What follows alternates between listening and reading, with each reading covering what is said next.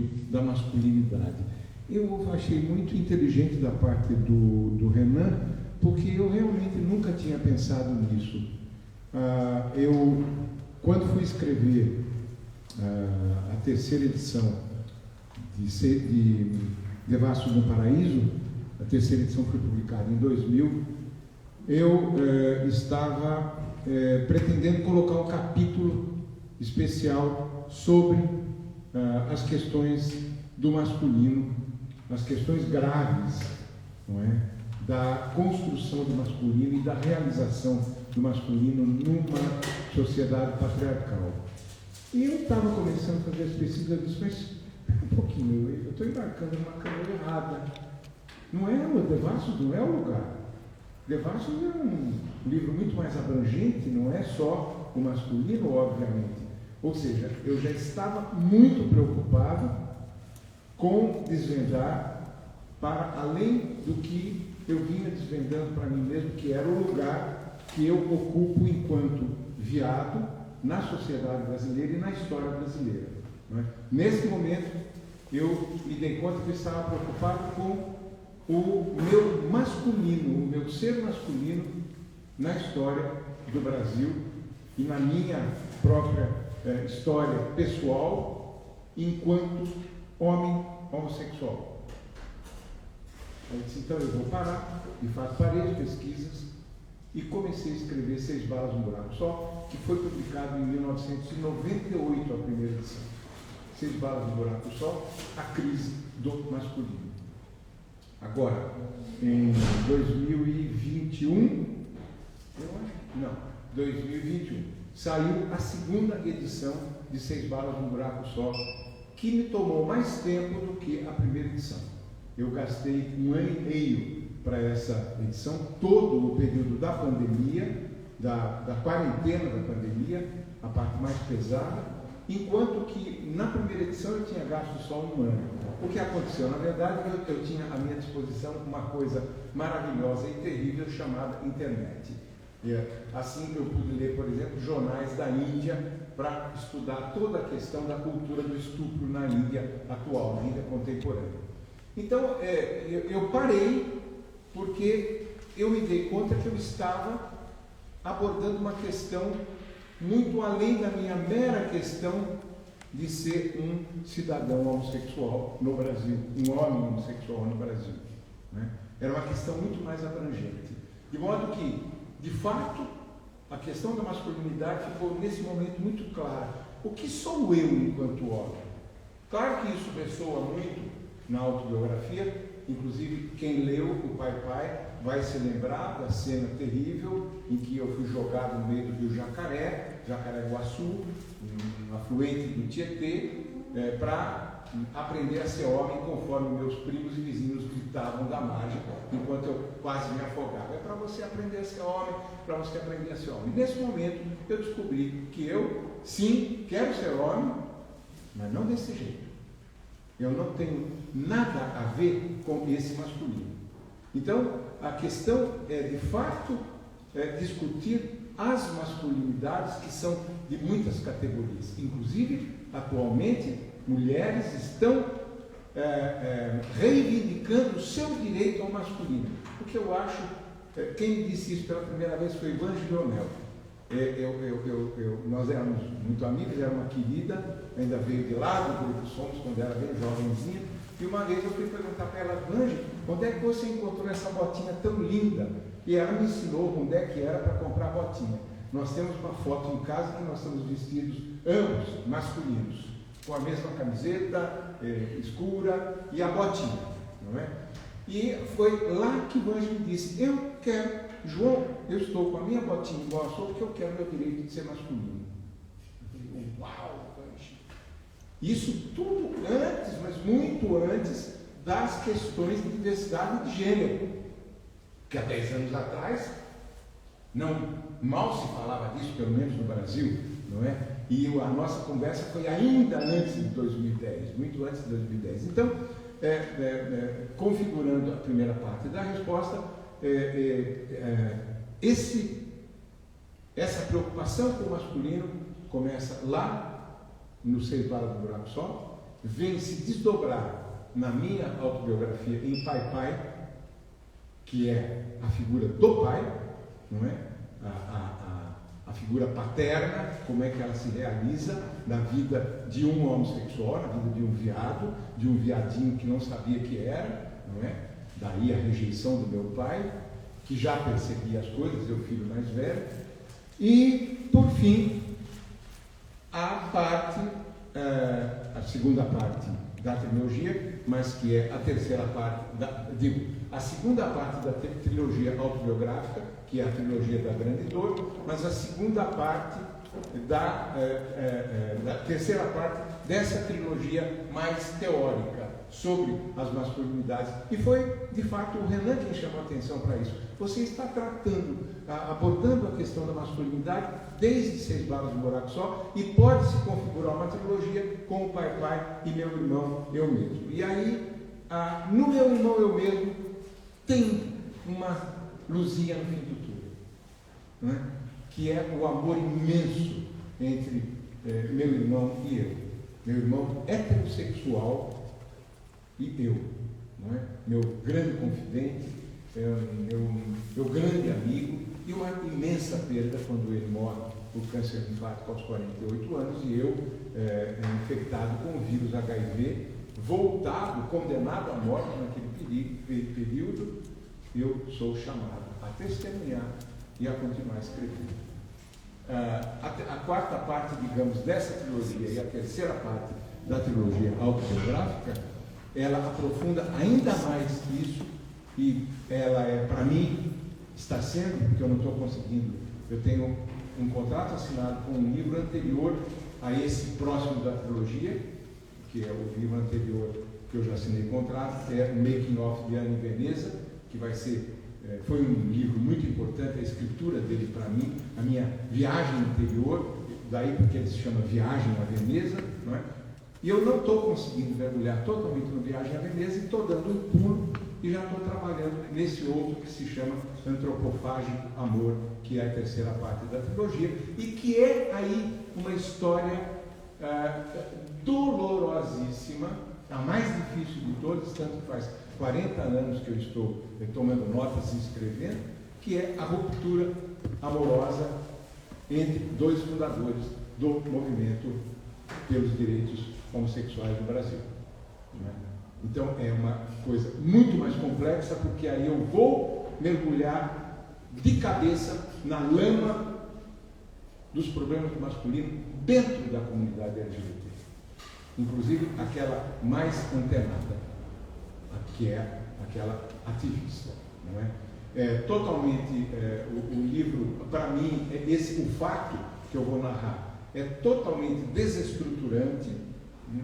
E, portanto, eu acho que eu vou chegar nos limites daquilo que eu poderia estudar, escrever e falar das minhas vivências em relação à questão do masculino, as masculinidades. Então, essa é a primeira parte da resposta, que tem um viés mais teórico.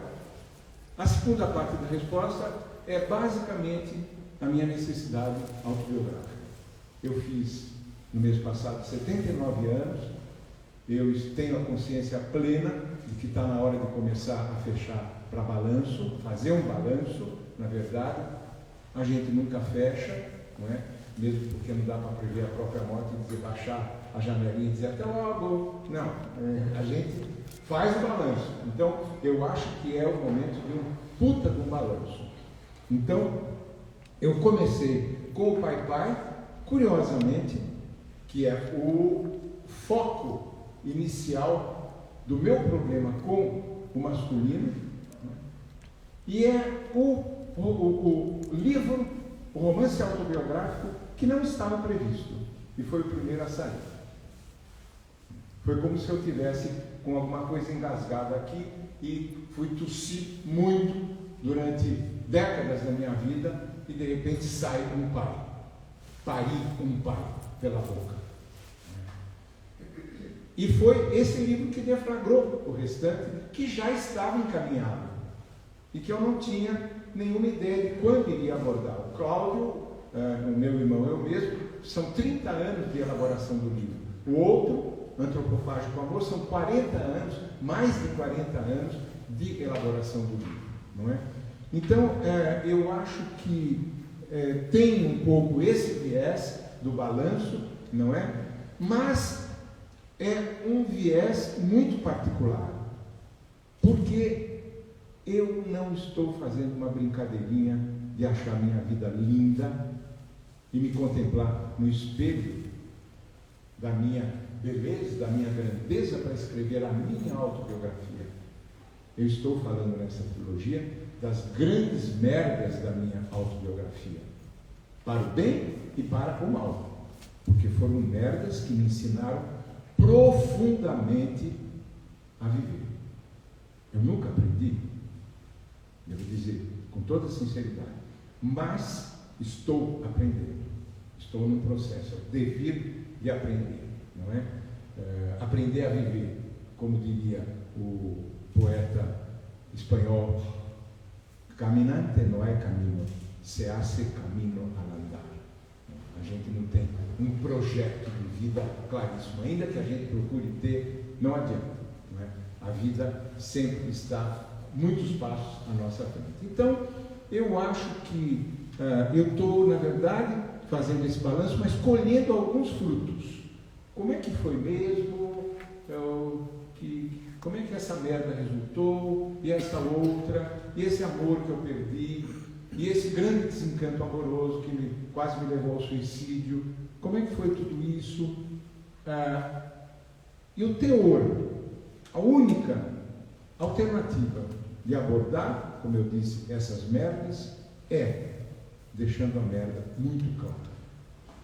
Então, ou eu escrevo esses livros autobiográficos fazendo um striptease o quanto possível, até onde eu posso chegar, ou eu não escrevo. Ou eu radicalizo o que eu tenho a dizer, ou não adianta, eu estarei mentindo. E mentindo para mim mesmo. Não é?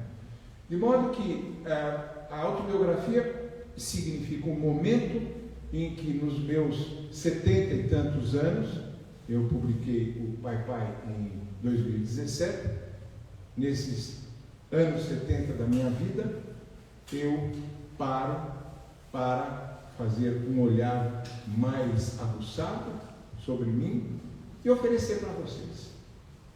Então, esse é o coroamento do meu projeto de escrita autobiográfica.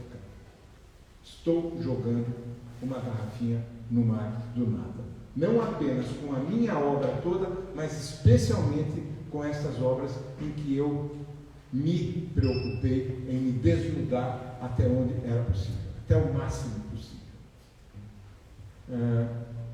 Eu não sei, acho que deu para explicar. Sim. Pegando esse gancho que você falou agora de coroar o final da sua obra, você acha que também tem um contexto de momento, assim, a gente tem falado muito de autoficção, de autobiografia, de relato memorialístico. A Annie Ernaux ganhou o Nobel no ano passado. Eu não tenho nada a ver com isso. Você acha que não? Não tenho nada a ver com isso. Eu não quero nem saber. A minha questão é a minha literatura, a minha questão é a minha vida. Como é que eu vou te dizer? Eu estou um pouco cansado de chegar nas redes sociais, que eu tenho frequentado um pouco mais, porque eu acho que eu estou aprendendo a usar as redes sociais para falar um pouco mais da minha obra, coisa que eu devia ter feito muito antes. Eu fui injusto com relação a mim e a minha obra, porque eu acredito imensamente nela, e o que eu encontro nas redes sociais é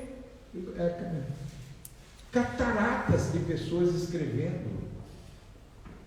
Gente com, sei lá, 17 anos de idade, os e as chamados influencers, que estão escrevendo sobre sua vida. Então eu me pergunto,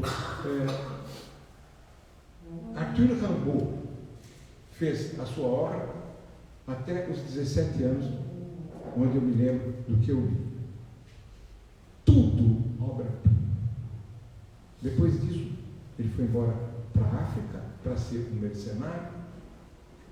e morreu com 30 e poucos anos de câncer nas pernas, de tanto que ele andava, eu acho que atrás de si mesmo.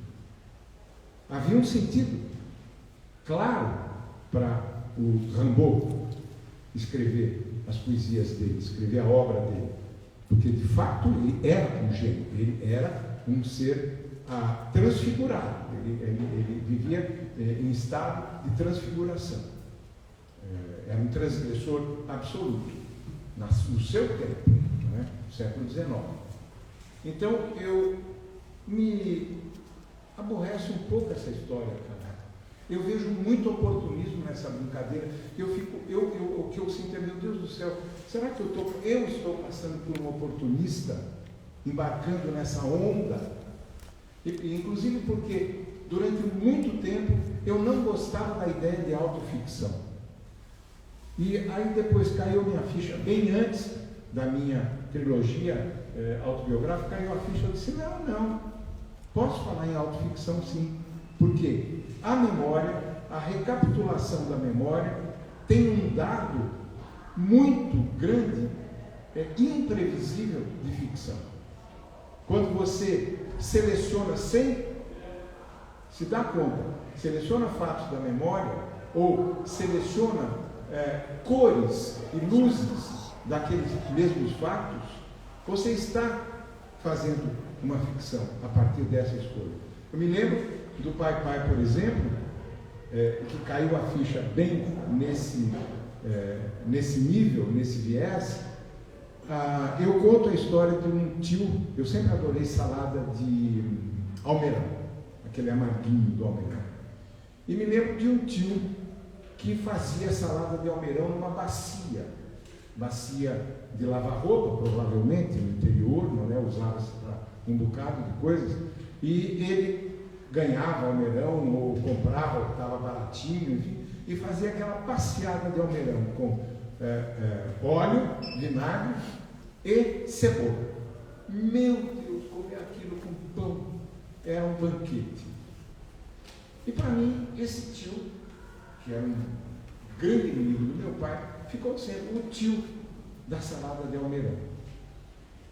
E aí depois eu falei, mas meu tio fez uma vez essa salada de almeirão, que eu me lembro. Então eu estou distorcendo um pouco a minha lembrança quando ele vira o tio da salada de almeirão. Então são esses detalhes que a gente nem se dá conta, que nós dosamos, não é, as coisas numa autobiografia. E é aí que eu acho que pode fazer sentido a questão da autoficção. É uma maneira de mentir inadvertidamente. E como já muitos estudos mencionaram essa questão, muitas vezes a literatura mente para chegar mais próximo da realidade. Então, não há nenhum espanto com relação a isso. Agora, a minha questão com relação à enxurrada de autoficção, eu tenho a ver um pouco com a preguiça, porque é muito mais fácil, não é? A ficção em si mesma, eu acho que ela exige não apenas uma criatividade do ponto de vista de uma situação a ser contada, mas de como essa situação será contada. E aí as pessoas começam a contar suas historinhas, não é? E não se dão conta de como elas estão contando essa historinha. Aí eu tenho que me lembrar que recentemente eu dei uma oficina na Biblioteca Mário de Andrade, e provavelmente vou dar outra vez no próximo semestre, sobre autobiografias para mais de 60 anos. Pessoas com mais de 60 anos. Foram 4 dias maravilhosos para mim e para as pessoas que participaram, em todos os sentidos, inclusive com os problemas que aconteceram, não é? Eu pedi para o último dia, eu fiz uma abordagem de várias autoras e autores em diferentes países que escreveram autobiografias ou bordejaram de diferentes maneiras autobiografias. Falei de filmes autobiográficos, de peças de teatro autobiográficas, não é? E pedi para o último dia que as pessoas trouxessem uma situação um fato em suas vidas que poderia deflagrar uma autobiografia. E aí ficou claro, sem que eu escolhesse para eles, para elas, esse fato, eu não interferi em absolutamente nada, ficou claríssimo o que é uma autobiografia para as pessoas que já têm alguma experiência na vida. Eram questões não resolvidas, eram questões fundamentais, e me lembro de uma pessoa querida, uma mulher, uma figura muito bonita, muito digna, com um sorriso bonito, mas muito quieta na oficina, de talvez uns 60 e poucos aninhos, mas tinha uma juventude no rosto, uma juventude melancólica no rosto. Ela escreveu um texto que nós, todas e todos, terminamos em lágrimas. Não só pela história que ela contava, mas pela beleza com que ela contava aquela história.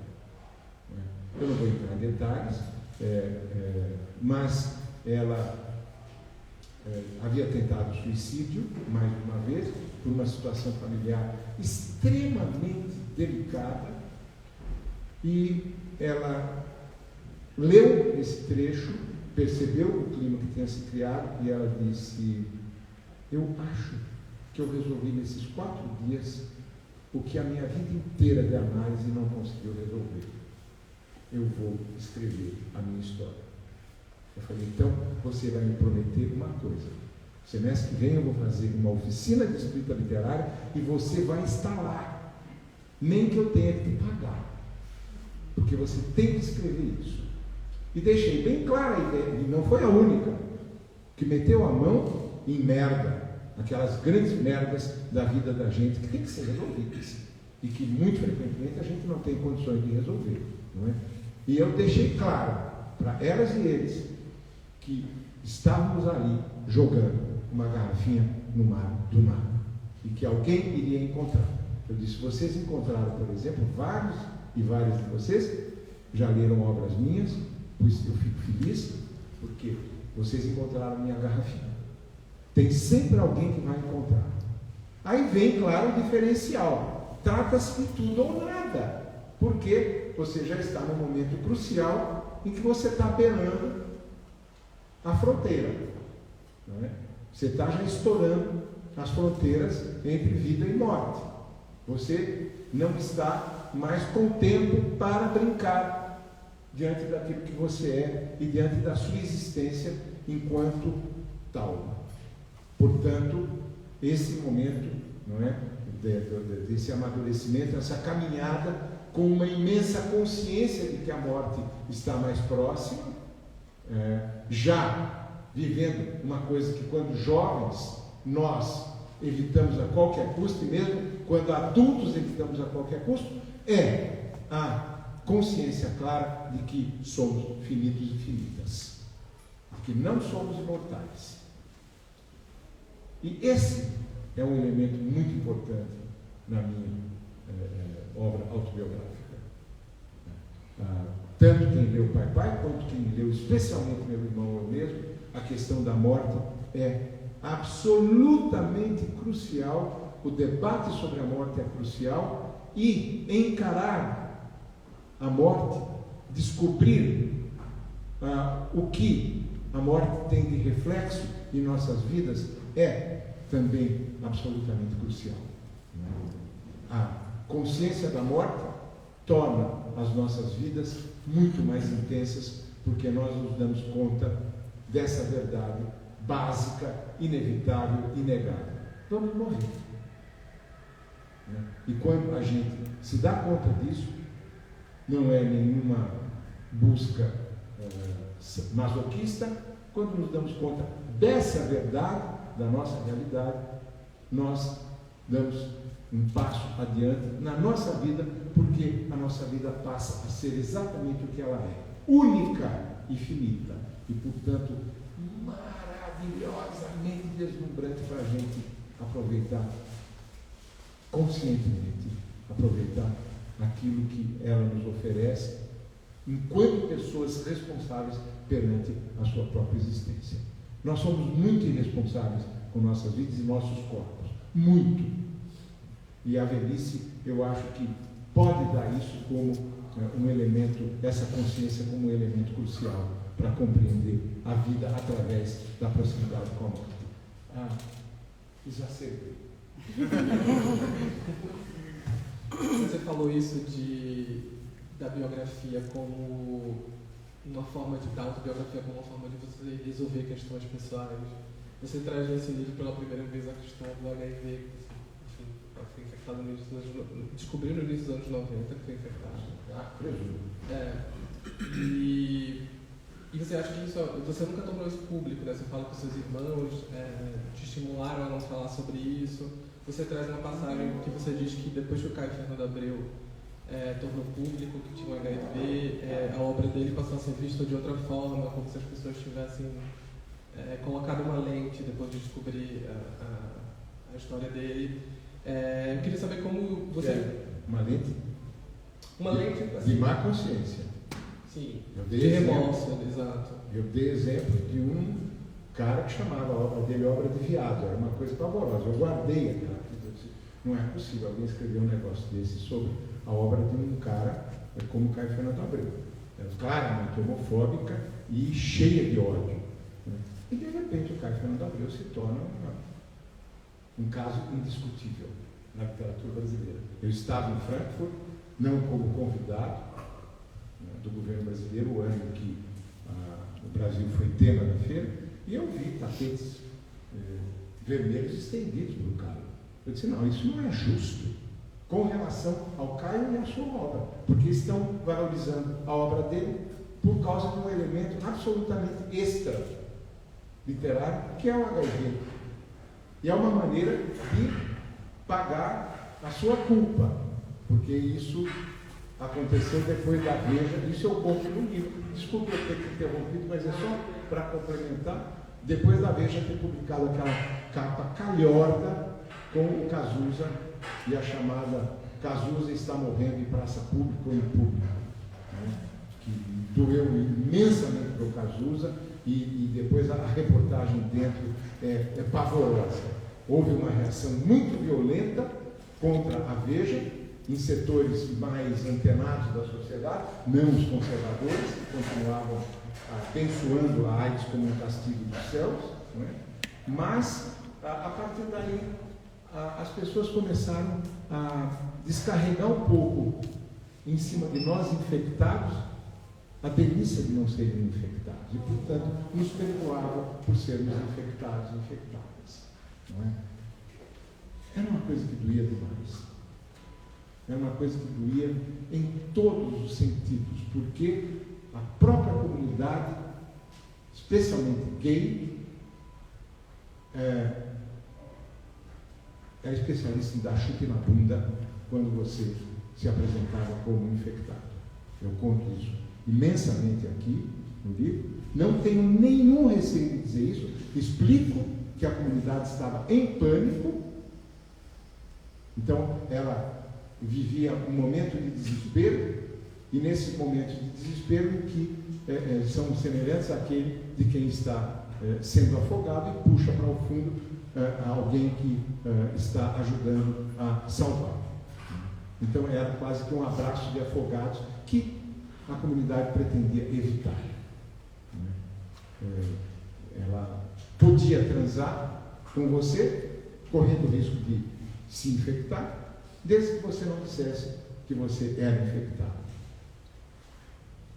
Era um negócio meio pirante. Mas havia uma piração absoluta na comunidade naquele momento. E com razão. O que não significa que não doesse para quem era infectado. Eu conto aqui cenas que eu considero pavorosas da minha experiência pessoal em ser rejeitado quando eu dizia que tinha o HIV, ainda que eu já estivesse sem a quantidade detectável. Já estivesse indetectável, que a partir de um determinado momento a OMS deixou claro, né? Indetectabilidade igual a não infectável. Né? De modo que era uma questão muito cheia de contradições para mim, mas que eu decidi, eu não vou servir de piranha, de boi de piranha. Eu já fui boi de piranha muito no Brasil, enquanto alguém que abriu caminho para os direitos LGBT, para discussão e luta pelos direitos LGBT. Vocês não sabem da missa 1/3 do que eu passei. Eu, quando me olho no espelho, com os meus 79 anos, eu fico pasmo que eu tenha sobrevivido. Não tenho nenhum receio de dizer isso, porque eu não estou, diante de mim mesmo, mentindo nem 1 milímetro. Eu estou deixando, inclusive, de dizer coisas que vocês não acreditariam. De todos os setores, inclusive da nossa querida esquerda, que deveria nos apoiar, e da qual eu faço parte.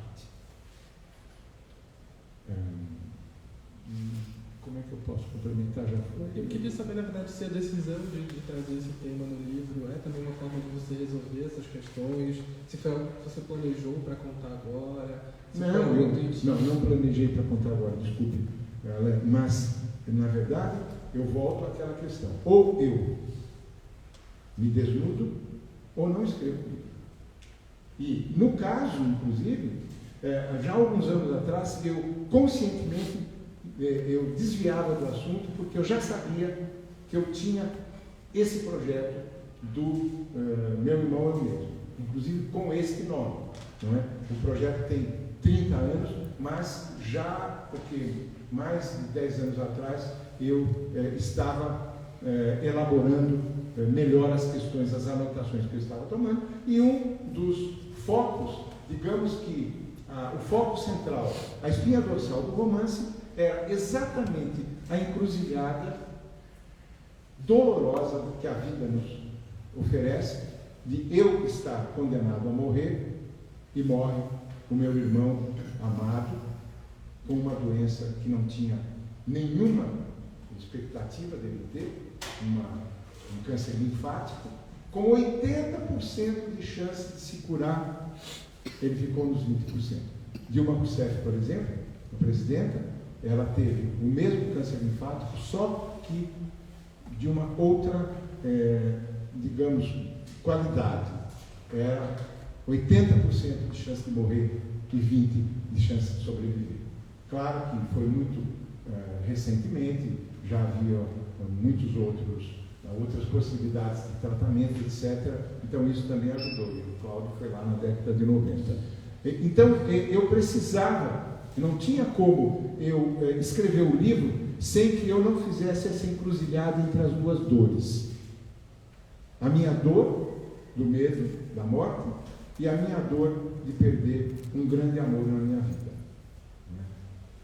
E eu tenho a primeira parte sobre o HIV no livro, a segunda parte sobre, ou basicamente, ou principalmente, enfocando a doença do Cláudio, mas também todo o reflexo nas nossas vidas, na minha, da minha família, e pessoas amigas eventualmente.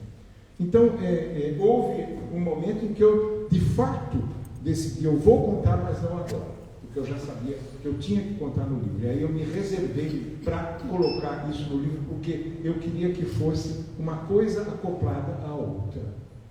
Porque esse é o grande drama do meu irmão, eu mesmo. É o que a vida nos oferece, na contramão.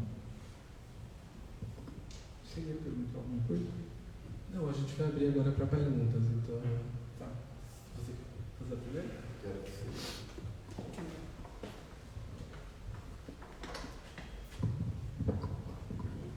Bom, prazer. Parabéns aos seus livros. E recentemente eu li os dois, tanto Pai Pai como o meu irmão eu mesmo. E gostamos muito. E eu estou falando gostamos porque eu faço parte de um grupo de leitura LGBT. E a gente discute alguns livros, né? E a semana passada a gente discutiu o Pai Pai. Você está com o Flávio. Com o Flávio. Pronto, ele fez a oficina comigo. Exatamente. Aí, no final da discussão, depois de 2 horas de discussão, eu vou abordar hoje um pouco mais do Pai Pai, nós saímos com uma dúvida, né? E que combinamos de que a gente encontrasse, tentaria tirar essa dúvida, que encontrasse primeiro. E a dúvida era o seguinte: a gente discutiu muito sobre a questão do perdão. E eu, particularmente, eu coloquei no grupo, e a minha pergunta sempre é a básica: o que significa perdão? Né? Você está falando do pai-pai. É do pai-pai. Né? E aí a nossa dúvida era o seguinte: porque você coloca no livro que você se perdoou. E aí a gente voltou para o conceito do que é perdão. Então a dúvida foi, nós discutimos no grupo seguinte: será que o João se perdoou ou não? Será que foi, ele escreveu que ele se perdoou para poder acreditar no que ele escreveu, ou ele realmente se perdoou? Essa é a nossa questão. Você tem certeza que eu me perdoei? Eu acho que não. Pois eu também não sei. A minha posição é que você não se perdoou. Eu não me lembro de ter colocado essa questão de uma maneira tão crucial no livro. O que eu fiz foi perdoar reiteradamente o meu pai, que eu menciono, e pedir perdão a ele. Não apenas perdoá-lo, mas no final eu descubro que eu tinha que pedir perdão a ele. Isso estava tudo no contexto. Você se perdoando e você perdoando teu pai. Eu não acredito que você não perdoa ninguém, você perdoa ninguém. Nem teu pai. Eu acho que você não perdoa nem o teu pai. E eu deixo claro isso no livro. De que maneira? Perdão não é uma questão que você decide racionalmente. A gente leu essa frase. E segundo, perdão, mesmo que você decida do fundo da tua alma, não é uma questão que você define para todo sempre. Até hoje eu tenho raiva do meu pai. E eu já perdoei meu pai inúmeras vezes. E perdoei legitimamente. Mas as raízes onde o perdão está dependurado dentro da nossa vida interior são muito profundas. Então, nesse sentido, eu me perdoei. Eu me perdoei por não ter perdoado totalmente meu pai. Não tenho nenhuma dúvida com relação a isso, porque eu não acho possível a gente determinar universalmente. Dei o perdão. Isso foi a frase que eu selecionei. A primeira frase de um dos capítulos era justamente isso. Esquece, eu conheço muita gente que diz assim: esquece isso. A gente tem que aprender a perdoar. Você está falando com um ser humano ou você já acha essa minha questão? O inteligência? que é perdoar? Eu acho que perdoar é um gesto que você faz reconhecendo a realidade do outro que você perdoa. E no que você perdoa, compreendendo a realidade do outro, com toda certeza você encontrará aí partes da sua realidade e acabará automaticamente se perdoando. Se você não conseguiu, e eu acho que não consegue, esse perdão absoluto e universal com o outro, você não conseguirá esse perdão absoluto e universal consigo mesmo, ou consigo mesmo. Ficou um pouquinho mais claro? Ficou. O perdão existe? Sim! O perdão tem que ser reiterado? Sim! Quantas vezes? Infinitamente! Porque o perdão tem a ver com amor. E a experiência amorosa na nossa existência, na nossa trajetória, ela é tão importante quanto a própria vida. De modo que o amor tem a ver com o perdão, e por isso o perdão tem muito a ver com a própria experiência da vida. É muito doloroso você viver com mágoas, porque você certamente não perdoou. Eu sou um cara cheio de mágoas. E eu entendo as minhas mágoas. Eu fiz 280 anos, que eu já fiz inúmeras vezes, de análise, mais 20 com o pai-pai. Porque só escrever o pai-pai foram 20 anos de análise. E não adiantou, cara. Eu sou um cara cheio de mágoas. Eu admito. Não é que eu goste. Eu sofro. Você está canceriano? Sim, mas eu sou canceriano, independentemente do meu signo. Eu sou um ser humano, absolutamente humano. Assim como cada qual, eu não vejo como a gente vai deixar de reconhecer a nossa condição humana, que é de uma fragilidade absurda. Então, O reconhecimento dessa fragilidade é uma maneira de se perdoar. Mas a culpa que nós sentimos com relação a 1 milhão ou 1 trilhão de coisas exige que o perdão seja dado 1 trilhão de vezes. Nós vivemos mergulhados em culpa, já pelo cristianismo, já pelo patriarcado, por N motivos.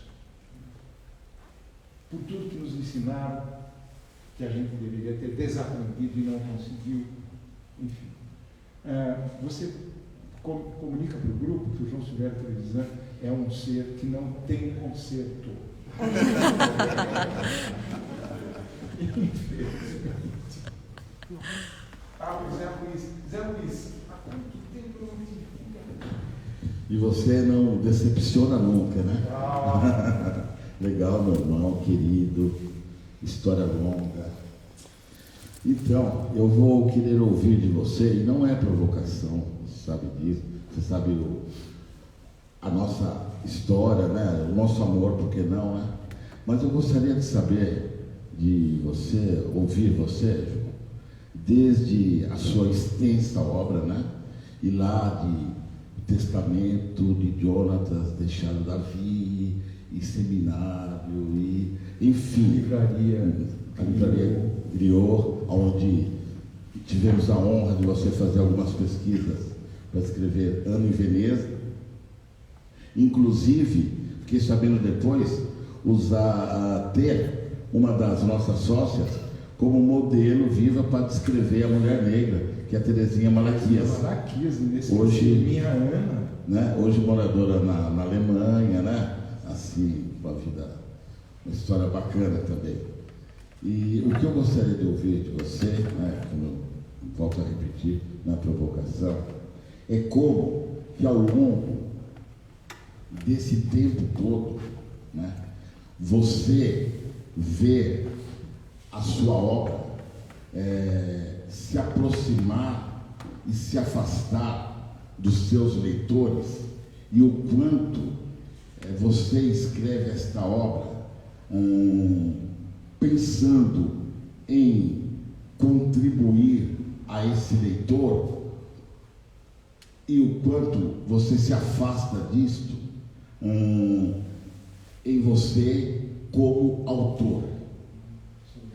É isso. Gostaria de ouvir você um pouco sobre isso.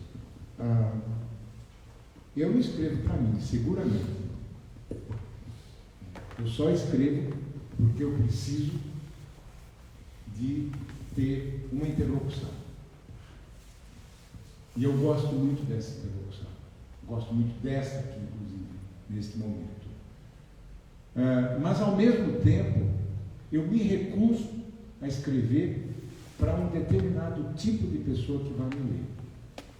Eu fico furioso e acho que, com toda razão, quando eu sou acusado, e fui, mais de uma vez, direta ou indiretamente, de escrever para viado.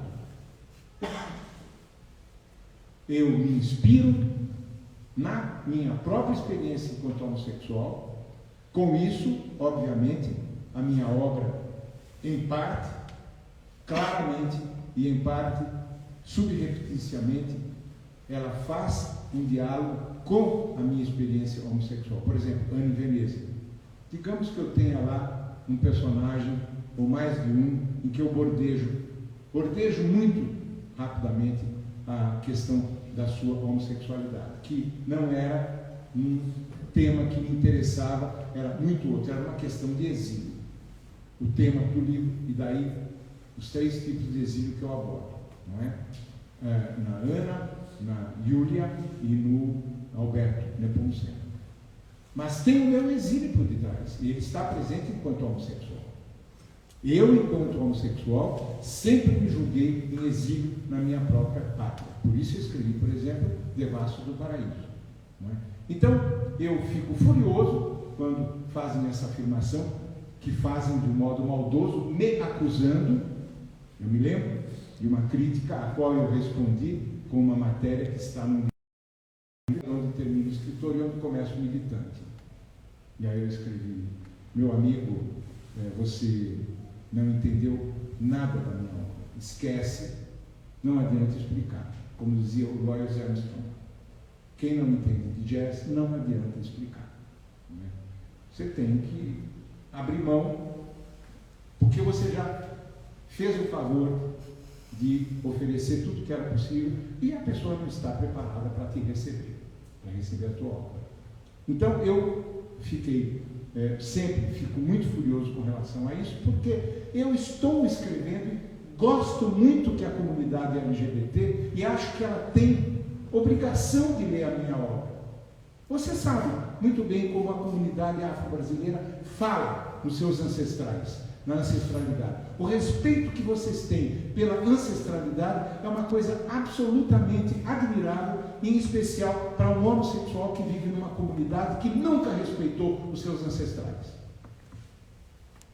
Por N motivos. Não é porque você é LGBT que você não respeita os seus ancestrais e suas ancestrais.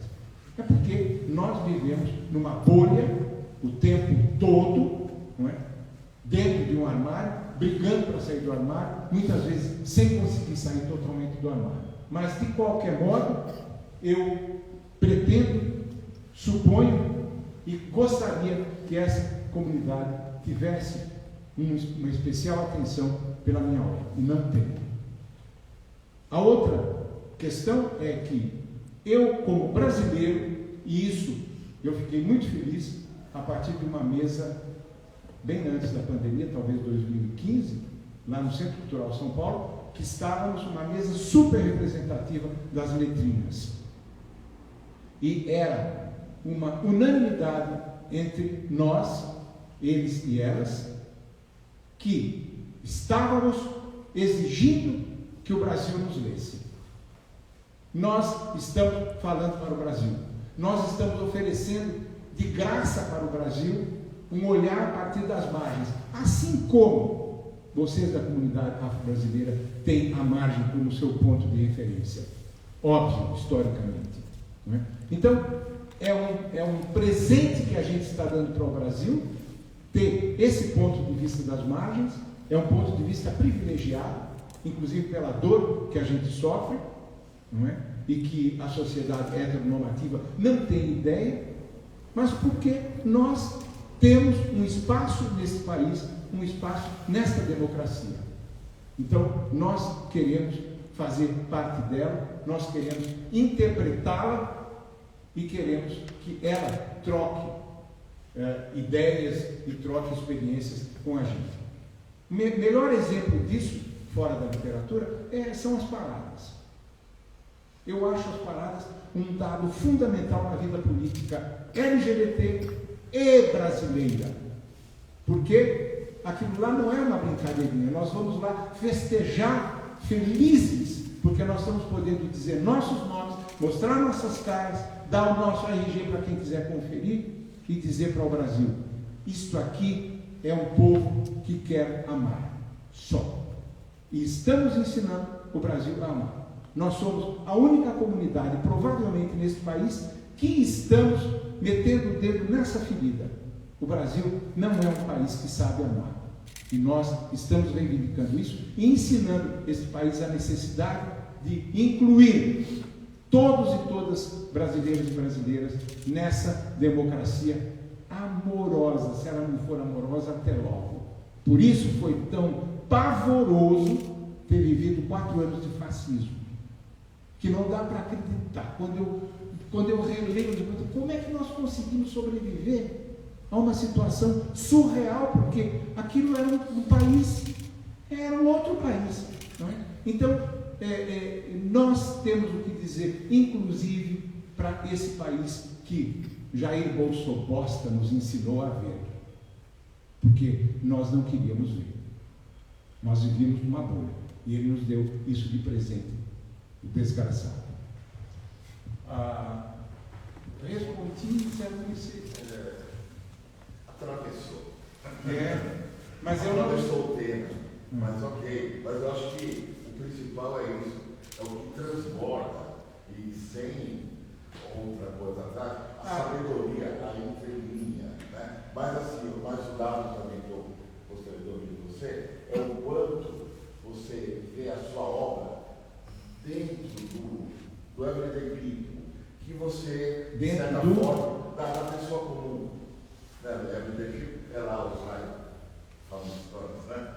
O quanto que quando você, eu entendo, no momento que você que escreve isso para o povo brasileiro e não para o segmento, é exatamente isso. É o quanto que você entra dentro da população. Sumarizando é isso mesmo. Agora, eu não vou escrever dentro de regras daquilo que deve ser oferecido ao povo brasileiro. Não tem regra. Não tem regra porque o povo brasileiro não é nós somos milhões e não é impossível, é muito pretensioso querer definir o que é um brasileiro, uma brasileira e escrever para esse brasileiro, essa brasileira. Por isso que eu fico muito indignado, inclusive com os padrões que nos dão para escrever para o povo, não é? Como é literatura social, o realismo socialista da União Soviética, tudo isso é balela absoluta. Se há alguma coisa que a escritura pode oferecer, é a liberdade para as pessoas. É a lição da liberdade. Toda a poesia e a literatura tem dentro de si um componente poético da maior importância.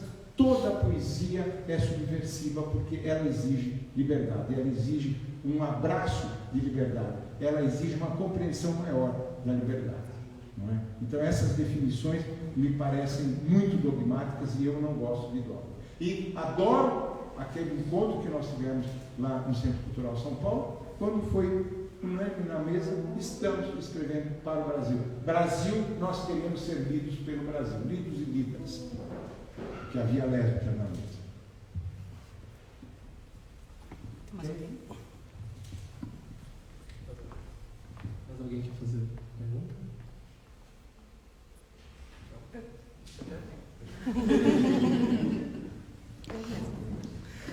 Na verdade, eu fiquei curioso de ouvir.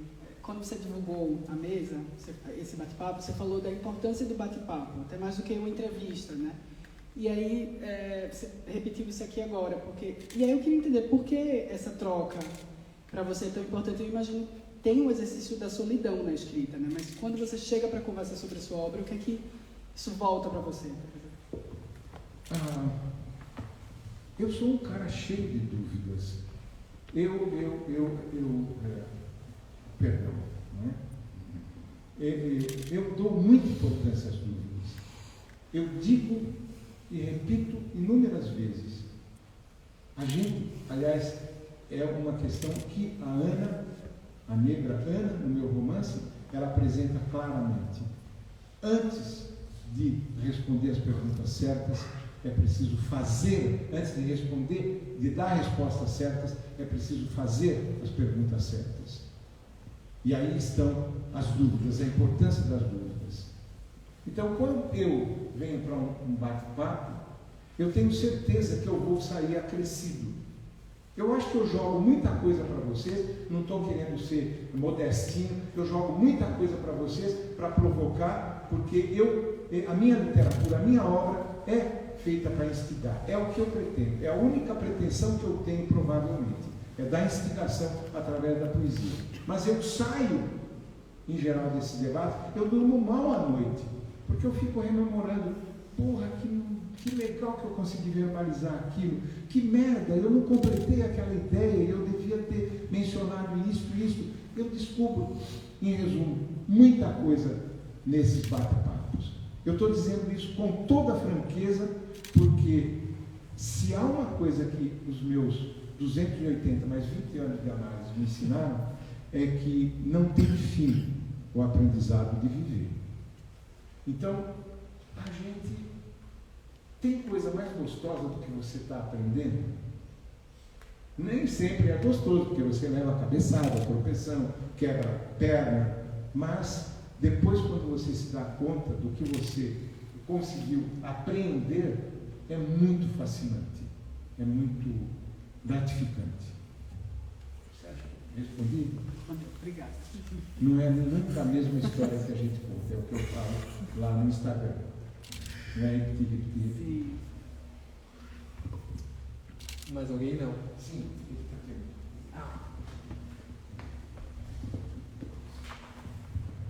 Boa noite a todos. Eu espero que vocês consigam me entender, porque só esse ano foi um pouco enrolado. Você me entendeu? Tudo muito bem. Uma coisa. Eu te entendi falando e escrito também. E a partir disso, eu pude fazer uma caminhada da minha vida. Encontrei pontos em comum, como eu fui seminarista também por 9 anos. Só que no Haiti e aqui, e eu me formei em teologia aqui no Brasil. Sério? Mas em seminário católico? Seminário católico. Uau! 2 dias antes da ordenação, eu vi que não era isso que eu queria. Eu não tenho que ficar num lugar fingindo ser alguém só para não viver quem eu sou. Posso perguntar em que seminário? Era Londrina, no seminário de Umuaraba. Londrina, no Paraná. Se não me engano, a página é 115 ou 125. Você começou do Pai Pai. Você começou a tratar a questão dos amores da tua vida. Eu vi um João meio santinho. Ele estava lá no debate. Uma das críticas que eu fiz era: parece que este cara nunca cometeu erro nos relacionamentos. Eu vi que sempre você saía magoado, machucado nos teus relacionamentos. Você diria hoje que se arrependeu de ter conhecido essas pessoas, ou elas fazem parte da construção da pessoa que você é hoje? Você quer que eu responda? Se você continua? Não. Essa é a pergunta. Eu não me arrependo não, viu? Nem um pouco. Eu sei que eu aprendi a duras penas muita coisa. As mágoas não são mentiras. Eu não me lembro em que ano, mas foi durante a ditadura. E eu estava começando a viver a minha vida fora do seminário. Foi pouco depois. Eu tinha um calhamaço de diários que eu escrevia no seminário. Eram diários que eu escrevia para Jesus, querido Jesus. Enfim, um garoto. E o que eu contava basicamente ali? As dores dos meus amores. Por quê? Porque eu vivia apaixonado. Eu era um ser apaixonado. Eu acho que eu sou um ser apaixonado. E eu gosto muito disso, cara, porque apesar de tudo que possa acontecer, o risco que você corre de se entregar, você tem o solo lá embaixo. Você fica 1 metro acima do solo. Sabe quem tinha isso? Santa Teresa d'Ávila. Nos seus êxtases. Isso é estar um pouquinho mais perto de Deus, ou daquela compreensão que ela, no caso, tinha de Deus e que eu não tenho. E que eu deixei de lado essa compreensão. Mas eu sei que eu estou mais próximo do sagrado quando eu me apaixono. Por quê? Porque amar você tem que renunciar a uma parte de você. Necessariamente. É uma troca em que você recebe uma parte e que você oferece uma parte. O último ano do seminário em Aparecida, quando eu tinha 19 anos, isso eu conto no Pai Pai. Você se lembra? Eu não me lembro até que ponto eu conto, porque se der tempo ainda vou escrever sobre o período de seminário, que foi bastante contraditório e muito enriquecedor também. Aos 19 anos, eu e um colega meu, e esse foi um grande momento de conquista, nos apaixonamos perdidamente um pelo outro e nos declaramos perdidamente apaixonados. O meu primeiro livro se chama Testamento de Jonatas deixado a Davi, como o Zé Luiz lembrou. Por quê? Porque ele se chamava Davi. E eu nunca mais ouvi e queria deixar um testamento para ele, que é o conto que eu escrevo sobre a nossa história no seminário. É claro que eu exacerbei um pouquinho, nesse ponto precisamente, Mas nas outras narrativas que eu faço, eu conto como o nosso amor não deu certo, exatamente no momento em que nós podíamos ter transado. Nesse momento entrou a culpa cristã em cena e eu disse: eu não quero transar. Apesar do quê? Apesar de, no seminário, eu confessar ao meu diretor espiritual: padre, eu não aguento mais ficar em pé porque meu pau não para de ficar duro por causa do Davi. Até o ponto de chegar para o Davi e dizer: Davi, aí já no seminário de Aparecida do Norte, já não estava em São Carlos. Vamos lá no sótão que eu preciso dar um abraço. O máximo que eu fazia era dar um abraço nele, para mitigar um pouco esse desespero. Não é? Eu posso me arrepender disso? Infelizmente, foi uma cagada minha, mas, cara, a gente dá tanta cagada com relação ao amor, e o mundo está cheio de cagadas que são o que eu chamo de desamores. E eu sei que tem muita gente que adora cultivar o desamor, especialmente aquelas pessoas que continuam dentro do armário. Elas são muito agressivas com quem saiu do armário. Tem experiências pavorosas, inclusive antes de eu próprio sair do armário. Mas eu amei. E eu adoro a ideia de ter passado a minha vida amando. E olha, eu sofro pra caralho. Não tem como. Se você entrega uma parte de si e recebe outra parte que não é sua, você tem uma responsabilidade dupla e um estranhamento duplo. Então, é um risco absolutamente inevitável. Mas o amor é maior que isso. O amor é tão grande quanto a vida. Eu escrevi num artigo para a revista Sui Generis. Michel, ficou claro, Michel?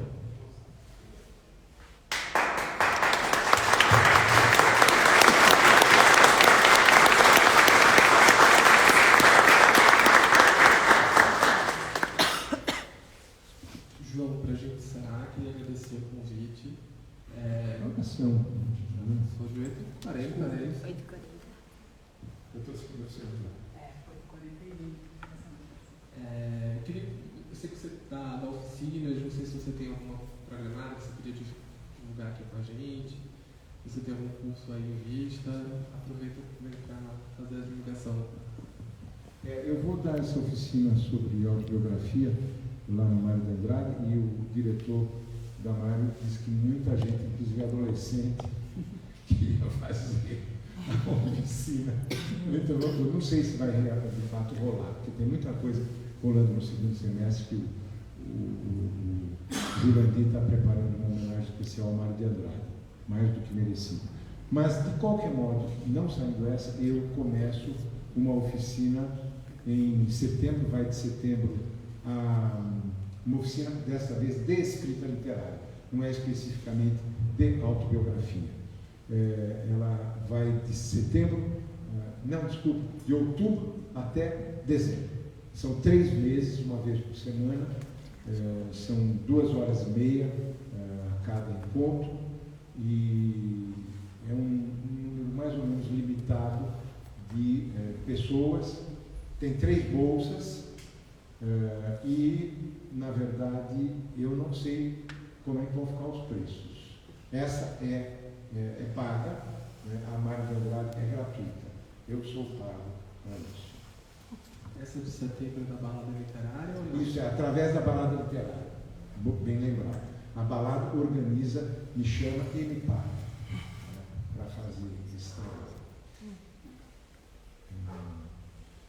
Vou a Campo Grande dar uma oficina lá, de só 3 dias, para lançar meu livro. Vou aproveitar da oficina. E eu só queria dizer para vocês mais uma coisinha, que é o seguinte: eu pensei hoje, eu acho que o envelhecer é como um balão que vai enchendo, vai se ampliando, e E a gente sente uma necessidade imensa de botar para fora o que viveu. Eu tenho a impressão que a gente, acho que até já escrevi sobre isso, a gente, à medida que vai envelhecendo, vai se tornando um mito para si próprio. Tanto que essa terceira parte da trilogia, eu vou me escrever em terceira pessoa, porque eu vou precisar me afastar para poder escrever, ter um abalo mínimo para poder me expressar, porque ainda mexe profundamente comigo. Mas também tem esse aspecto. O passado da gente, a memória da gente, vai tornando todas essas histórias um pouco míticas. E não é ruim. É muito, não sei se é apenas bonito, mas é muito bonito a gente se ver como personagem de si mesmo e si mesma. Acho que é uma delícia você olhar aquela trajetória, né, percorrida por um personagem que sou eu. Então, eu acho que essa bola, esse balão cheio, ele quase tem necessidade de se contar e se recontar. E o mais engraçado é que eu fui me dar conta disso porque nas redes sociais, quando eu posto um testículo com X, quando eu coloco um testículo assim, as pessoas ficam encantadas e mandam um monte de comentários. Nossa, que delícia ouvir você falar. Aí eu penso, mas eu coloquei um testículo, não é? É uma coisa mínima. E eu percebo como as pessoas ficam encantadas. Outras coisas que às vezes me interessam muito mais, por exemplo, discutir um filme, eu percebo que as pessoas não dão a mesma importância. Então eu falei, uau, eu tenho que dar importância. Não estou percebendo. Assim como para mim, por exemplo, existem coisas míticas da Hollywood do século XX,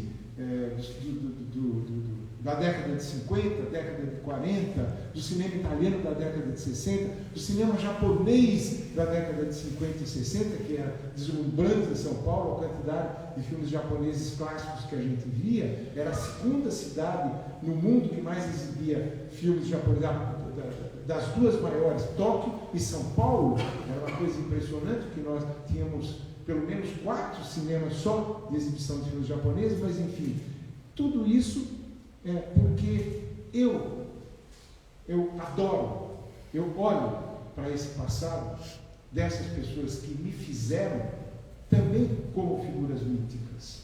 Não é? Buñuel, para mim, é uma figura mítica, Fellini é uma figura mítica, tem inúmeros diretores cujos nomes não conseguiria relatar aqui, que me formaram, não é? Existem autores e autoras que me formaram e que eu considero míticos. Eu estou relendo, na verdade, lendo um livrinho que eu não conhecia da Clarice Lispector.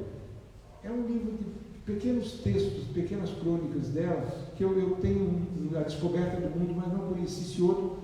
Eu recebi ontem, e o título é meio estranho, eu não vou conseguir dizer, mas eu estava lendo e dizendo, porra, que mulher é essa? Como é que ela existiu? Ou seja, ela já era uma pessoa importantíssima para mim.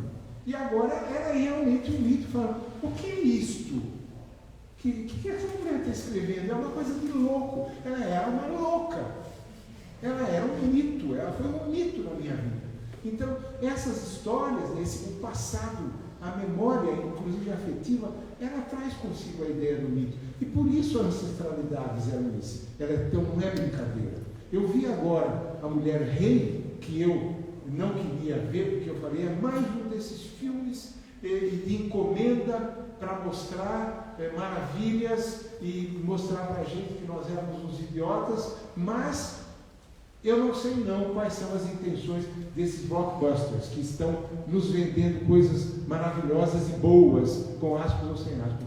E, cheio de preconceito, de repente, eu vou ver Mulher Rei. Cara, que puta filme. Eu nunca vi de maneira tão clara o mito Amazonas, trabalhado como nesse filme. Que coisa deslumbrante. Eu tenho um arquivo só das minhas pequenas resenhas, e eu trabalhei muito essa questão na resenha. O filme teve uma fidelidade espantosa, claro, porque foi baseado em fatos reais, não é? Mas me ofereceu claramente a ideia da beleza das Amazonas, da poesia das Amazonas, as danças das Amazonas no filme são deslumbrantes, as vestes e a masculinidade delas. Eu coloquei no final, porra, essas mulheres estão me ensinando a andar como um homem, sem precisar fazer pose. Elas estão me ensinando. Quer dizer, eu fiquei muito impressionado com a naturalidade com que o filme abordou a questão do lesbianismo guerreiro. Basicamente, aquele lesbianismo que pegou para si o masculino, utilizou o que era, né, essas guerreiras, não é? Esse grupo pretendia utilizar o masculino, que era a capacidade de guerrear, que era exclusivamente dos homens, não é? Uma coisa exclusivamente masculina. Então, pronto, esse filme, estou dando um exemplo de como ele me passou a ideia de um mito que eu nunca tinha conseguido nem verbalizar e nem tornar concreto. Ora, a memória, assim como a imagem construída nos filmes, essa memória nos permite criar esses mitos de uma maneira palpável. Ela nos permite realizar esses mitos no nosso imaginário. E o mais engraçado é realizar esse mito que somos nós. Então, nós, necessariamente, com a memória ampliada, nós acabamos sendo mitos e personagens de nós mesmos e nós mesmos. Era só isso que eu queria acrescentar, que eu falei, eu vou falar hoje lá no bate-papo, eu quero lembrar essa coisa do balão cheio, porque eu estou me sentindo um balão cheio, eu não paro de escrever. Estou passando o maior aperto com grana e não paro de escrever. Porque eu estou escrevendo coisas que não têm renda imediata, pelo menos. Né? Então, era só isso. Muito obrigado. Queria agradecer também a SP Escola de Teatro por ceder o espaço para a Viadorim, a Companhia das Letras, a Alfaguara também, pelo apoio. Tem o livro do João para vender aqui atrás, eu acho que o João vai ficar por aqui ainda um pouco, né? Vai assinar o livro. Sim. Então, obrigado. Eu quero dizer.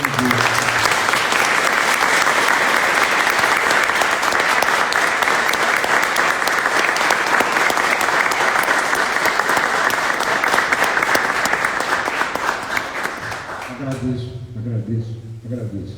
Michel, bem-vindo.